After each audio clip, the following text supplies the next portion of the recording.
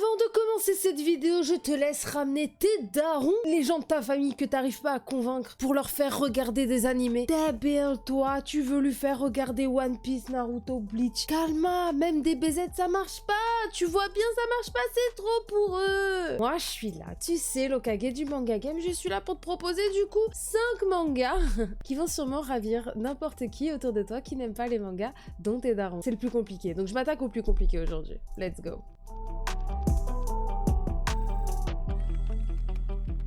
Hello les Nakamas! Du coup aujourd'hui c'est une vidéo spéciale comme tu l'as vu dans le titre. Je te propose 5 animés à proposer à tes darons. Pardon, excusez-moi messieurs dames, si vous êtes devant dans la vidéo, vous n'êtes pas des darons, vous êtes des parents.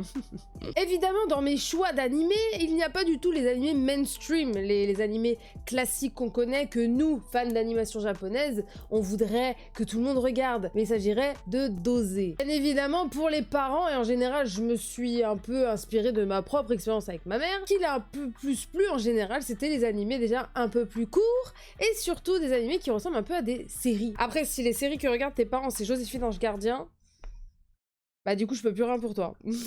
On commence tout de suite avec Death Note, un animé très connu pour nous, mais que vous ne connaissez peut-être pas, à part si vous avez vu passer l'espèce de live action Bangalas qu'il y a sur Netflix, mais ça il faut vraiment pas le regarder par contre, hein, vraiment. Faut pas regarder ça. Bref, cet animé fait 37 épisodes, et ça parle de quoi? Dans Death Note, on suit Light Yagami, un lycéen surdoué qui a une vision du monde très pessimiste. Et un jour, tombe du ciel un Death Note, un cahier de la mort. La particularité de ce cahier, c'est lorsque l'on écrit le prénom et le nom d'une personne tout en visualisant son visage, elle meurt dans les 60 secondes. Bien évidemment, Light va prendre cette mission à cœur, cette mission un peu divine qui lui est tombée sous le nez, et va vouloir buter un maximum de criminels dans ce monde, sauf que ça ne va pas être du goût de la justice et d'Interpol, et d'ailleurs d'un certain L, détective privé profiler, extrêmement intelligent. Il va du coup y avoir un jeu dangereux entre elle et Kira, le pseudonyme de Light, et ça va partir très très loin. Ce qui est incroyable dans Death Note et ce qui plaît à tout le monde, c'est qu'on pourrait en faire une série américaine. Vraiment, il y a quelque chose de très adulte, il y a énormément de critiques et de satire de la société, de la vision de la justice. Ça nous fait poser aussi énormément de questions philosophiques et sociétales. Parce que ce Light Yagami est un anti-héros, et même si on se dit qu'il va un peu loin, finalement on arrive à le comprendre. Et ce L, ce détective, bah finalement on le comprend aussi parce qu'il y a des valeurs et des principes, et Death Note va tout remettre en cause. Du coup, vous allez pouvoir cogiter, pas mal réfléchir là-dessus, et je vous conseille réellement Death Note. C'est un pur bijou, un pur chef-d'œuvre, et si vous avez la flemme de le regarder en japonais, la VF est incroyable. Et ça, c'est un bon point. Je te propose aussi Erased, ou Erased. On va dire Erased. Calmez-vous. L'anglais, je sais que c'est pas pour tout le monde, mais il faudrait faire un effort. Dans Erased, on suit Satoru Fujinuma, qui a 29 ans. C'est un mangaka un petit peu raté, enfin, il arrive pas trop à devenir vraiment mangaka à plein temps et à vivre de ça. Du coup, pour combler ses fins de mois, il est livreur de pizza. Il avance pas trop dans la vie et se pose pas trop de questions en même temps. Il stagne énormément. Sauf que tu vas le voir dès le premier épisode, ce Satoru a une petite particularité, c'est qu'il arrive à remonter le temps de 5 minutes. Il n'explique pas ce phénomène, ne le comprend pas, mais il lui arrive de pouvoir remonter le temps de 5 minutes et de pouvoir même sauver des vies. Sauf qu'un jour, il lui arrive une tragédie qui va le faire remonter 20 ans en arrière, et il va se retrouver dans son corps de 10 ans. Et oui, parce qu'il a habité en campagne dans le nord du Japon, et dans cette campagne, à cette époque-là, un serial killer avait enlevé et tué plusieurs de ses camarades. Il va se retrouver mêlé à un thriller, et toi-même, petit visionneur d'animé en herbe, tu vas te retrouver à te demander c'est qui. Et surtout, tu vas être hyper stressé parce que le problème, c'est qu'on a un homme de 29 ans dans un corps d'enfant de 10 ans, et quand t'as 10 ans, tu peux pas faire grand-chose en fait.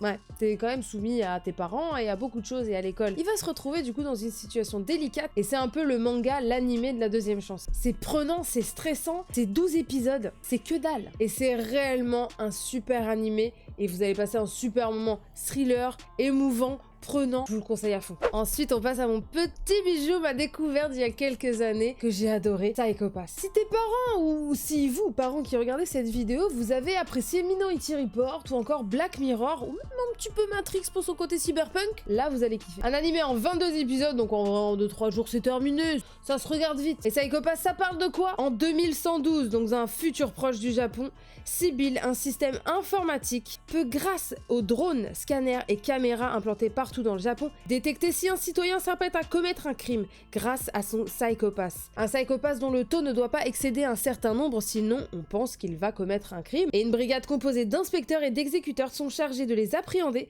pour leur faire suivre une thérapie de force ou même les abattre si la personne n'obtempère pas. Mais notre jeune recrue Akane Tsunemori va comprendre que ce système, permettant d'avoir un taux de crime très bas, a de nombreuses failles, et sa vision de la justice et de la psychologie humaine va être chamboulée. C'est du cyberpunk à fond, on parle d'un futur proche, qui pourrait peut-être même un jour arriver, on ne sait pas. Il y a beaucoup de remises en question sur la société, sur la justice, et sur aussi la psychologie humaine. C'est un thriller profond, prenant, c'est vraiment bien réalisé. L'anime est super beau à regarder, c'est assez visionnaire et surtout très sombre. J'ai adoré la première saison qui comporte 22 épisodes et vraiment, je vous le conseille, c'est ultra cool et ça m'a vraiment fait penser à Minority Report. Donc si t'as kiffé, let's go. Ensuite, changement de registre. Oui, je fais pas que des trucs sombres, thriller et tout le tralala, je fais d'autres choses aussi. Ah oui, je suis là pour tout le monde. On parle de Silent Voice. Alors là, on est sur un film d'animation, les amis. Oui, et on fait pas que des animés avec plusieurs épisodes. Non, je peux vous proposer des films aussi. Là, c'est la touche de douceur et de mélancolie, mais attention, vous allez lâcher des larmes. Je vous le dis tout de suite,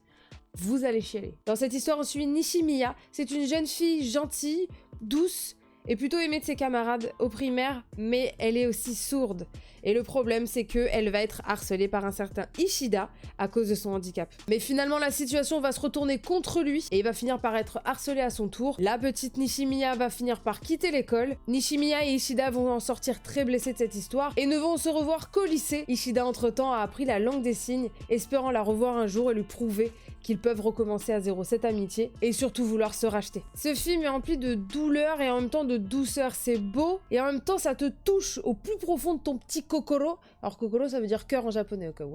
Ça parle du harcèlement mais aussi de la bêtise humaine. N'oublions pas qu'Ishida est un enfant et que l'effet de masse et l'effet de groupe vont l'amener à faire des bêtises. Mais c'est aussi un film sur le pardon, l'introspection et l'empathie. C'est une belle leçon de vie et c'est un film à regarder en famille que je vous conseille vraiment parce que c'est beau, c'est touchant, c'est un petit bijou de l'animation japonaise. Donc let's go. Et ensuite, pour terminer cette vidéo, je te propose Samurai Champloo. Parce que oui, je vous ai proposé des choses un peu sombres, des choses un peu mélancoliques et douces. Là, on est sur un animé complètement à part. Un animé en 26 épisodes qui raconte quoi? Dans Samurai Champloo, on suit Fu. Alors Fu avec 2 U, hein, c'est pas Fu F-O-U, hein, calme-toi. C'est une jeune femme à la recherche d'un samouraï qui sentirait le tournesol.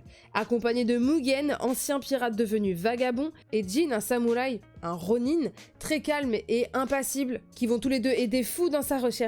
Et tous les trois vont vivre des aventures tout aussi stylées et prenantes en traversant le Japon, à la recherche de ce fameux samouraï qui sent le tournesol. Ils vont rencontrer des yakuza, des gangs, d'autres samouraïs, plein d'histoires croisées, avec un fil conducteur excellent, qui est assez atypique dans Samurai Champloo, c'est son animation et sa musique, et son histoire aussi évidemment, mais le tout donne quelque chose de complètement atypique. La musique sur fond de hip-hop très urbaine, mélangée à un style samouraï de l'ère Edo. Personne n'avait fait ça et je trouve ça mais trop bien. Et l'animation, le style d'animation va peut-être vous faire penser à l'animation qu'il y a dans Kill Bill, lorsque l'on suit le passé de Oren Ishii. L'animation est géniale et colle complètement au style et vous allez adorer parce que c'est complètement à part et d'une musicalité, d'un univers extrêmement riche. C'est un bijou artistique dans l'univers de l'animation japonaise et je suis sûre que vous allez kiffer regarder ça en famille ou entre adultes. Ouais, entre adultes c'est pas mal aussi. Attention hein, parce que ça reste quand même un peu Peggy 18 des fois. Cette vidéo se termine là, j'espère que ces 5 animés que j'étais proposé ou que je vous ai proposé à vous, mesdames et messieurs, j'espère au moins qu'il y en aura un qui va vous donner envie de le regarder et n'hésitez pas à mettre en commentaire ce qu'en aura pensé les personnes de votre entourage qui n'aiment pas les animés et qui ont beaucoup trop d'a priori. Je vous ai effectivement fait une sélection plutôt seinen que shonen, à vous de leur expliquer la différence entre les deux. Voilà. Bon en tout cas j'ai fait ma mission de l'Hokage de répandre la paix et la bonne parole du manga et de l'animé. Parmi vous et votre entourage, voilà. Ouais. Oublie pas de t'abonner, oublie pas de me lâcher le petit pouce bleu qui fait toujours plaisir. Oublie pas de me follow sur tous mes réseaux sociaux. Rejoins-moi sur Twitch, je live 3 fois par semaine. Donc viens le lundi soir, le mardi soir et le jeudi soir. Ça me ferait énormément plaisir. Bye bye les Nakama.